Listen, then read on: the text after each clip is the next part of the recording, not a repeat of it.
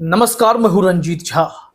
जिस व्यक्ति को मुख्यमंत्री हेमंत सोरेन ने जेल जाते समय सीएम की कुर्सी सौंप दी थी, आखिरकार ऐसा क्या हुआ कि जेल से बाहर आने के कुछ ही पलों के बाद उन्होंने उस व्यक्ति से कुर्सी वापस मांग ली।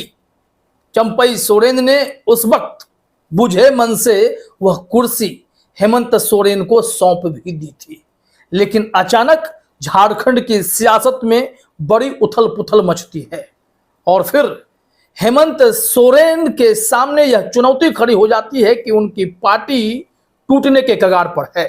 कई विधायक चंपई सोरेन के साथ, जो अभी पूर्व मुख्यमंत्री हाल ही में हुए हैं, हेमंत सोरेन फिर से जब मुख्यमंत्री बने तो वो कई विधायकों के साथ दिल्ली कूच कर गए हैं और फिर बीजेपी का दामन थामना भी चाहते हैं। आखिरकार चंपई सोरेन बिहार के जीतन राम मांझी बनने की राह पर क्यों निकल पड़े, इसको लेकर हर कोई हेमंत सोरेन को गलत ठहरा रहा है, लेकिन हेमंत सोरेन ने अपने वीडियो के जरिए साफ मैसेज दे दिया है कि दरअसल पूरा खेल है क्या। पूरे खेल का भांडा ही फोड़ दिया है। यूं ही नहीं, हेमंत सोरेन को जेल से बाहर आने के बाद चंपई सोरेन से कुर्सी वापस मांगनी पड़ी थी। इसके पीछे की वजह अगर आप समझना चाहते हैं तो आज के परिदृश्य को सीधे आप कनेक्ट कर दीजिए। फिर भी अगर नहीं समझते हैं तो इसकी शुरुआत ही हम हेमंत सोरेन के इस वीडियो क्लिप से कर देते हैं। जरा आप यहां सुन लीजिए, फिर आज के घटनाक्रम को इससे कनेक्ट करते हैं। सुनिए। ये लोग गुजरात से, असम से, महाराष्ट्र से लोगों को ला करके यहाँ आदिवासी, दलित, पिछड़ा संख्यक के ऊपर जहर बोने का काम करता है और एक दूसरे से लड़वाने का काम करता है। समाज तो छोड़ो, ये घर भी फोड़ने का काम करता है, पार्टी तोड़ने का काम करता है। आए दिन कभी इस विधायक को खरीद ले, कभी उस विधायक को खरीद ले। और पैसा ऐसा चीज है कि नेता लोग का तो ऐसे ही उन लोग को इधर उधर घसीटने में लोग को देरी नहीं लगता है। खैर, कोई बात नहीं। तो सुन लिया आपने, हेमंत सोरेन ने कहा है कि उनके पार्टी को महीनों से तोड़ने फोड़ने और उनके विधायकों को खरीदने की कोशिश की जा रही है। और यहां पर इशारे में यह भी कहा गया है कि पैसा के दम पर नेताओं को, विधायकों को तोड़ने की कोशिश और फिर बाकी तो उनका जो हथकंडा है, जांच एजेंसियों के सहारे डराने की कोशिश ये की जा रही है। लेकिन चंपई सोरेन पर डोरे डाले जाने की भनक हेमंत सोरेन को जेल में ही लग गई थी। सूत्र बताते हैं कि हेमंत सोरेन को इस बात की भनक लगी कि चंपई सोरेन के दिलो दिमाग में यह सेट कर दिया जाने लगा कि आप एक काबिल मुख्यमंत्री के तौर पर उभर रहे हैं, लेकिन हेमंत सोरेन आपको आगे बढ़ने नहीं देंगे। और आपको यह बातें ध्यान में रखनी चाहिए कि बीजेपी ने लोकसभा में मिले झटके के बाद, झारखंड में जो निराशा हाथ लगी, उसके बाद शिवराज सिंह चौहान और असम के मुख्यमंत्री हिमंता बिस्वा शर्मा को झारखंड की कमान सौंपी। वहां जाइए और कोई कमजोर कड़ी निकालकर उसके सहारे झारखंड में जो आदिवासी बहुल सीट है उस पर अपनी पकड़ बनाइए। फिर क्या था, शिवराज सिंह चौहान ने तो चंपई सोरेन का इस्तीफा लिए जाने पर घोर आपत्ति जताते हुए चंपई सोरेन के प्रति सहानुभूति तो जताई ही जताई, लेकिन अंदरूनी सूत्र बताते हैं कि चंपई सोरेन से संपर्क में शुभेंदु अधिकारी, शिवराज सिंह चौहान, हेमंत बिस्वा शर्मा तब से आने लगे जब वो हेमंत सोरेन की जगह कुर्सी पर बैठे थे, मतलब मुख्यमंत्री बने हुए थे। कोशिश तो यह चल रही थी कि हेमंत सोरेन जब तक जेल में हैं, उसी बीच चंपई सोरेन को इस कदर सेट कर लिया जाए ताकि चंपई सोरेन अपने मुख्यमंत्रित्व का फायदा उठाकर विधायकों को भरोसे में लेकर पार्टी में बड़ी बगावत कर दें और इस पोजीशन में आकर खड़े हो जाएं कि वो हेमंत सोरेन के सामने बार्गेनिंग कर सकें कि मुझे मुख्यमंत्री रहने दो, नहीं तो मैं विधायक तोड़कर ले जाऊंगा। यह खेल शुरू होने वाला था।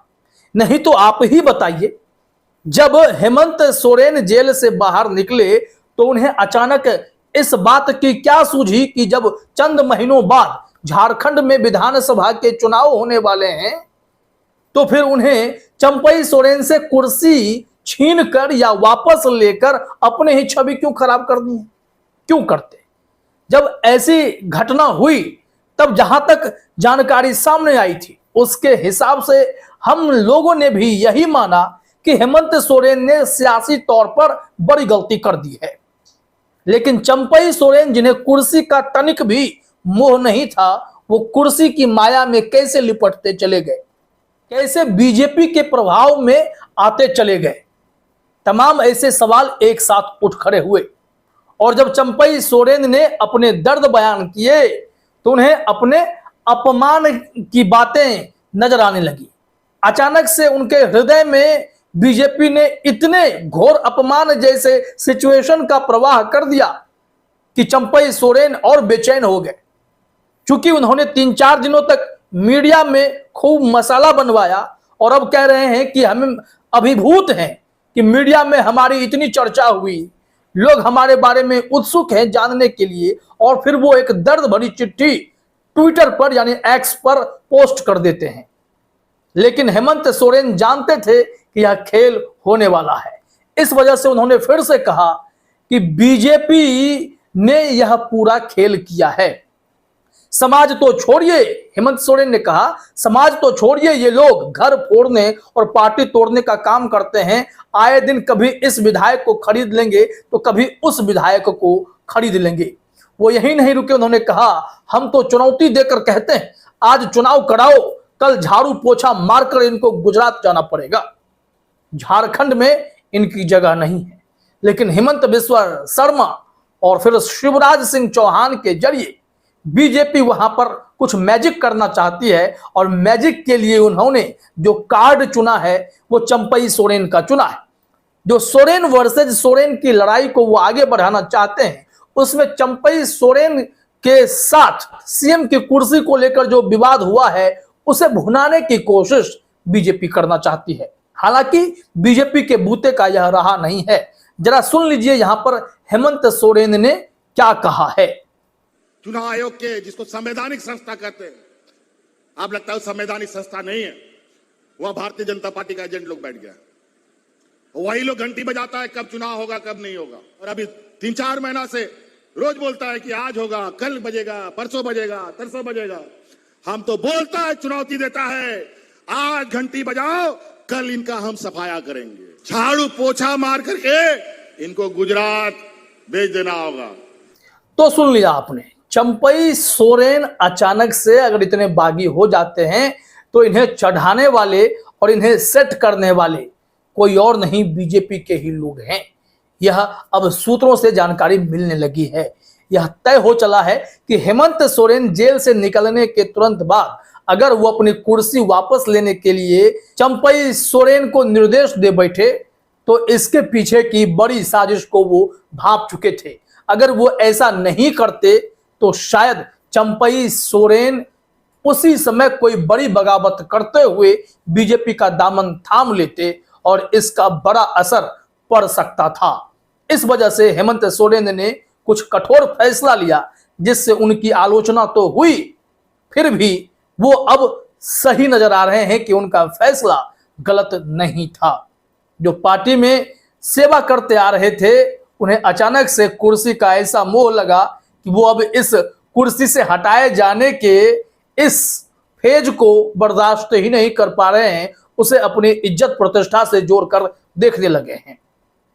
तो चलिए इसमें हम आपको पूरे घटनाक्रम को एक बार फिर से याद दिला देते हैं कि दरअसल हुआ क्या था। आप सभी जानते हैं कि हेमंत सोरेन को 31 जनवरी को गिरफ्तार किया गया था और उन्हें ईडी ने जमीन घोटाले में पकड़ा था। हालांकि उस मामले में हाई कोर्ट से उन्हें बाद में राहत मिली, वो जेल से बाहर भी आए। लेकिन जब वो जेल जाने लगे थे तो उन्होंने 2 फरवरी को चंपई सोरेन को कुर्सी सौंप दी, सीएम पद की शपथ भी दिलाई गई और चंपई सोरेन सीएम बनकर सामने आ गए। फिर उसके बाद आप जानते हैं कि हेमंत सोरेन को 28 जून 2024 को जमानत मिली और तुरंत 3 जुलाई को उन्होंने चंपई सोरेन का इस्तीफा ले लिया। वो इसलिए लिया क्योंकि शायद उन्हें इस बात की भनक लग गई थी, जो हमने सूत्रों के हवाले से खबर आपके सामने रखी है। और उस वक्त जब हेमंत सोरेन रिहा हुए थे तो चंपई सोरेन ने क्या कहा था? उनसे पूछा गया कि क्या हेमंत सोरेन के बाहर आने के बाद विधानसभा चुनाव में आपको मजबूती मिलेगी? जवाब में उन्होंने कहा था, पहले भी हमें उन्हीं के नाम पर जनादेश मिला था, 2019 में भी उन्हीं के नाम पर लड़े थे, इस आम चुनाव में भी हम उन्हीं के नाम पर लड़े। वह हमारी पार्टी के कार्यकारी अध्यक्ष हैं, जब वह भीतर थे तब भी मजबूत थे, बाहर आ गए तो और मजबूत ही होंगे। ये चंपई सोरेन भाजपाई रंग में कैसे रंग गए, यह तो समझना पड़ेगा। और जब लोग कहने लगे कि भाजपाई हो रहे हैं, तब उन्होंने कहा कि साथी की तलाश है, और नहीं तो हमारे पास और भी विकल्प खुले हुए हैं। ट्विटर हैंडल से उन्होंने जेएमएम के इतने पुराने नेता होने के बावजूद भी जेएमएम का नामो निशान मिटा दिया।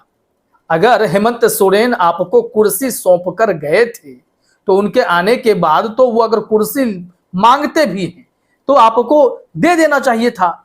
और यहां पर एक बात गौर करने वाली है कि आप खुद ही कह रहे हो चंपई जी कि हेमंत सोरेन के नाम पर वोट मिल रहा है, जब जनता उनके नाम पर वोट कर रही है। और फिर अगर वो आपको बनाए भी रखते, क्योंकि अगर उन्हें कुछ मन में छल कपट होता तो कल्पना सोरेन को वो मुख्यमंत्री बना चुके होते, उन्होंने नहीं बनाया ना। वो जेल से निकलते ही आपको क्यों हटाए? क्योंकि षड्यंत्र जो चल रहा था उसे हेमंत सोरेन भांप चुके थे। और यही खेल बार बार मैं समझाने की कोशिश कर रहा हूं। अब जो व्यक्ति एक पार्टी को इस तरीके से आगे लेकर चल रहा है, आगे बढ़ रहा है, वो भाई क्या करेगा? वो तो देखेगा ना कहां गलत है, पार्टी बचाना है। नहीं तो पता चलता कि जेएमएम का विलय करवा दिया चंपई सोरेन ने, कुछ भी हो सकता था। और बीजेपी तो लगातार डोरे डालती रही है, जिसका असर अब आप देख ही रहे हैं। तो कुल मिलाकर खेल आप समझ चुके हैं कि झारखंड की सियासत में कौन सी साजिशें चल रही हैं और इस साजिश का किंगपिन कौन है। तो देखिए झारखंड की सियासत किस ओर करवट लेती है। फिलहाल इस वीडियो में इतना ही। आप सभी का हमसे जुड़ने के लिए बहुत बहुत धन्यवाद।